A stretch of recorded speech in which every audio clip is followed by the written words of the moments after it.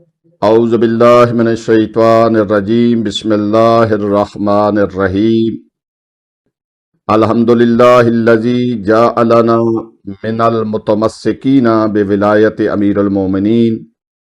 آج کی گفتگو جو ہماری ماہ رمضان المبارک میں قرآن و اطرت کے عنوان سے چل رہی ہے، کائنات کی سب سے عظیم اور سچی زبان مصطفیٰ سے نکلا ہوا ایک ایسا جملہ ہے جو رہتی دنیا تک حق اور باطل کے درمیان لکیر کھینچ دیتا ہے۔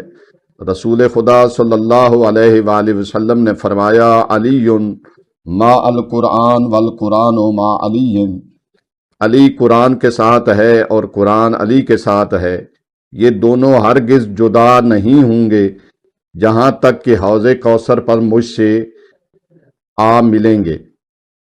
عزیزان گرامی، آج کی گفتگو کا محور یہی اٹوٹ رشتہ ہے جو خالق کائنات نے ان دو نورانی حقیقتوں کے درمیان قائم فرمایا۔ ساتھ ہونے کا مطلب کیا ہے؟ جب ہم کہتے ہیں کہ علی قرآن کے ساتھ ہے تو اس کا مطلب صرف جسمانی قربت نہیں بلکہ فکری، عملی اور روحانی ہم آہنگی ہے۔ قرآن اگر دستور ہے تو علی اس کا نفاذ ہے، قرآن اگر علم ہے تو علی اس کا دروازہ ہے، قرآن اگر صراط مستقیم ہے تو علی اس کے رہبر ہیں۔ اگر قرآن میں صبر لکھا ہے تو اس کی عملی شکل علی کی زندگی میں نظر آتی ہے۔ اگر قرآن ایثار کا حکم دیتا ہے تو علی اپنی افطاری سائل کو دے کر اس آیت کی تفسیر بن جاتے ہیں۔ قرآن کی علی سے جدائی ناممکن ہے۔ تاریخ اسلام میں ایسے موڑ آئے جہاں لوگوں نے قرآن کو ڈھال بنایا لیکن وہ قرآن کی روح سے نا واقف تھے۔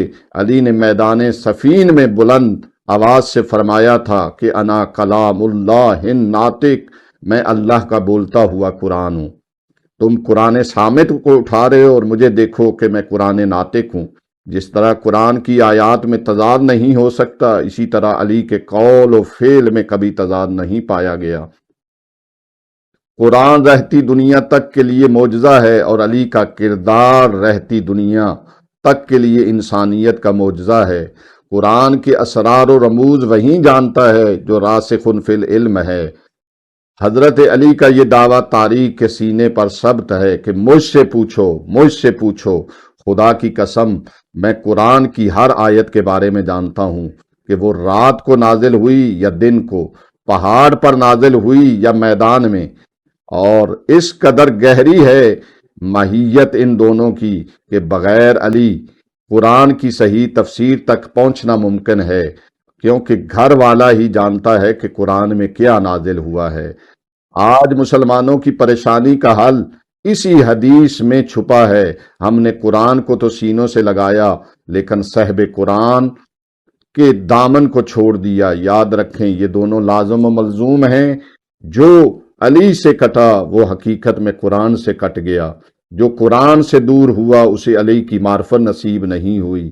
آئیے عہد کریں کہ ہم اپنی زندگیوں کو اس قرآن اور علی کے بتائے ہوئے راستے پر ڈھالیں گے تاکہ حوض کوثر پر رسول خدا صلی اللہ علیہ وآلہ وسلم کے سامنے سرخرو ہو سکیں۔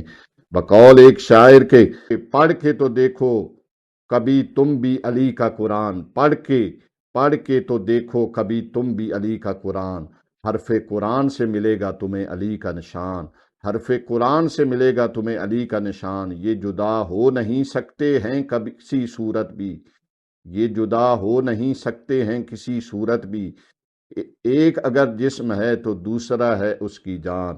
وآخر دعوانا ان الحمدللہ رب العالمین۔ ہماری گزارش ہے کہ ہمارے فیس بک، یوٹیوب اور انسٹاگرام کے تمام پیجز کو لائک کریں، شیئر کریں اور سبسکرائب کریں۔ آپ کی حوصلہ افزائی ہمارے لیے قیمتی سرمایہ ہے۔ شکریہ۔